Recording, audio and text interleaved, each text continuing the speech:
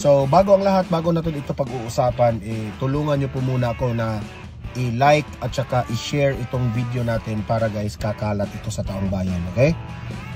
Sabay-sabay muna tayong mag-like and share sa Don Mar TV. 1, 2, 3, go. Ayan, thank you very much. And also guys, sa mga bago pa lang dito sa aking channel, mag-subscribe na po kayo. Importante pong mag-subscribe para updated kayo lagi sa ating mga balita. At at the same time, yung mga cellphone ninyo ay manotify yan kung meron tayong bagong uploads, meron tayong breaking news, o nagla-live ang Don Mar TV, manotify kayo. Okay? So sabay-sabay tayong mag-subscribe sa Don Mar TV. 1, 2, 3, go. Okay, nakasubscribe na ba lahat? Okay, unahin natin yung video ni Representative Nograles na sobrang sablay itong pangangampanya niya. Okay? Panoorin po natin. Play. Ini ang realidad nato. Pag di ta makabalik sa Congress, pag mawalan ng Nograles sa Congress, magsarado na ang opisina nato. Sabi niya, kapag hindi raw siya mananalo ulit, ang kanyang opisina raw ay sasara. Kasi hindi na siya mananalo eh. Yan ang ibig niya sabihin. So, parang sinabi niya dito na dapat nyo akong iboto ulit para hindi sasarado yung opisina natin. Yun ang una ha. Patuloy. Kung magsarado na ang opisina nato, wala na tang assistance mahatag sa mga tao. So, ibig sabihin, kapag masarado ang kanyang opisina, hindi na raw sila makapagbigay ng cash assistance. Yan ang ibig niyang sabihin eh. I don't know what kind of cash assistance ang mga sinasabi ni Nograles, pero I think yun mga pang-hospital siguro, ganyan, di ba? So, ang gusto niyang iparating dito sa kanyang pangangampanya ay dapat siyang iboto para kung manalo siya, mananatili pa rin ang kanyang opisina na kung merong manghihingi ng tulong sa cash assistance, meron pa rin nandyan pa rin, makatulong pa rin sila. Parang gano'n yung sinasabi niya. Alam mo, maling-mali yung pangangampanya mo na ganyan, Nograles. Para ka rin na rin nanunumbat sa taong bayan eh. Alam mo, walang problema, Nograles, kung matatalo ka. Kasi kung matatalo ka, meaning merong nananalo. At kung merong nananalo, merong papalit sa gagawa mo. Okay? So, hindi lang naman ikaw ang nagbibigay ng cash assistance. Anong akala mo sa sarili mo? Ikaw lang ang may kakayanan para magbigay ng cash assistance? Yan ang hirap sa inyo, Nograles. Kasi, ang mensahe po ninyo sa mga pangangampanya nyo ay pera, pera, pera. Laging pera po ang nasa utak ninyo. Yes, alam ko. Ang taong bayan nangangailangan ng pera. Pero hindi sa lahat ng panahon na ipamukha mo sa taong bayan na kung wala ka, wala na din silang marireceive na cash assistance. Hindi ganyan. Kasi kung matatalo ka, Nograles, meron ring papalit sa inyo na mas matino, mas magaling. So sa'yo po yung branding ninyo na kung hindi nyo kami iboto, masarado yung opisina natin. Kung masarado ang opisina natin, hindi na tayo makapagbigay ng cash assistance. Mali ka dyan. Kasi po, bilang isang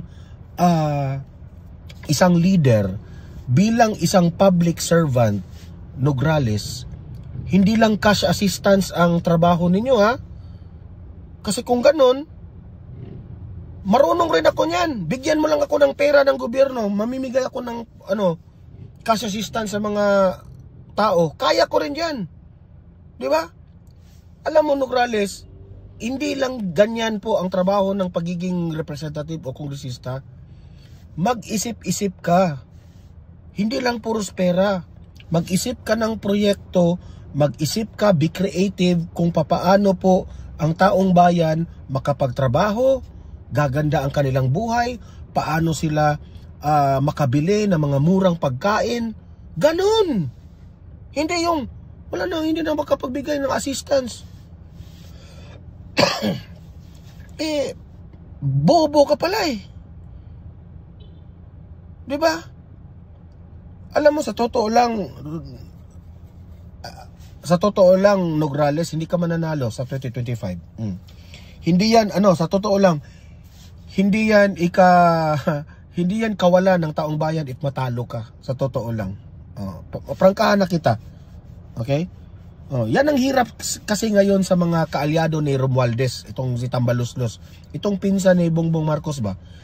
Kasi po, ang datingan kasi ninyo, pera-pera lang eh. Tama talaga yung sinabi ni Vice President Inday Sara Duterte na yan ang sila Romualdez, no? Nananalo lang kayo dahil sa pera eh. Dalawa lang kasi yan eh. Yung mga politiko na maraming pera nananalo dahil wala. Kinokontrol ang taong bayan through pera, di ba? Kasi mayaman kayo eh. Pero merong mga kandidato na nananalo kasi po nakikita ng taong bayan ang kanilang serbisyo. Merong ganun. Now, ang tanong ko sa iyo, Nograles, saan ka nabilong? Saan ka doon? Nananalo kasi pera-pera lang? O nanalo kasi magaling kang magserbisyo, magaling kang leader, mautak ka? Pumili ka doon. Kasi ako, I'm very confident, ang mga Duterte, dito ang ginagamit eh, utak eh, hindi pera ang ginagamit. Di ba?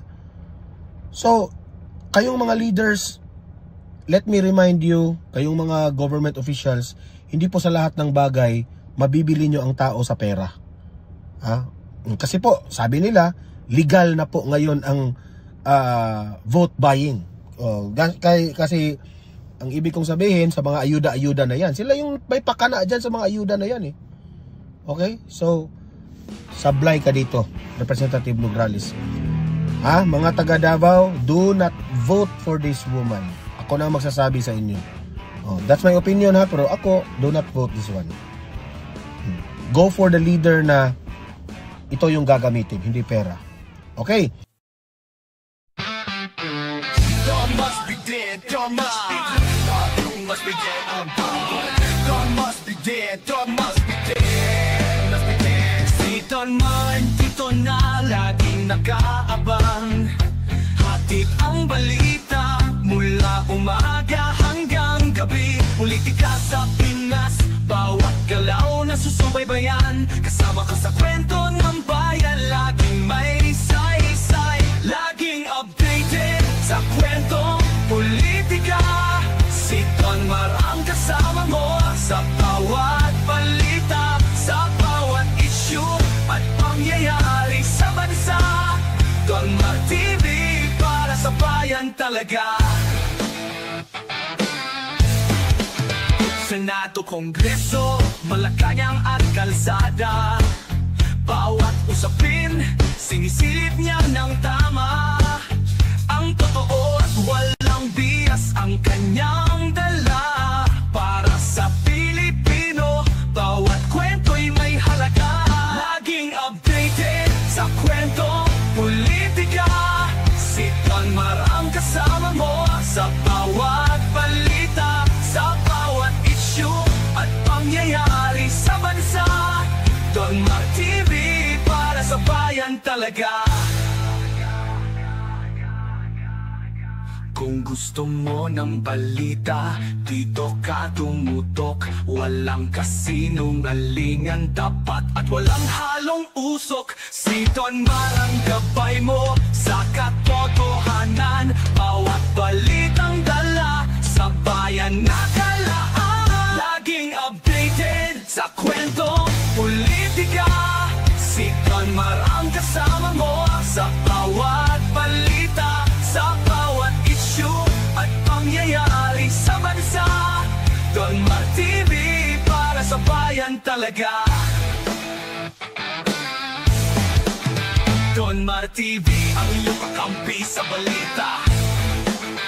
Tunay na serbisyo sa bayan, nakatuon ang mata. Kaya't mag-subscribe na para lagi kang una. Sa kwentong politika ni Don Mar TV tayo magkakain.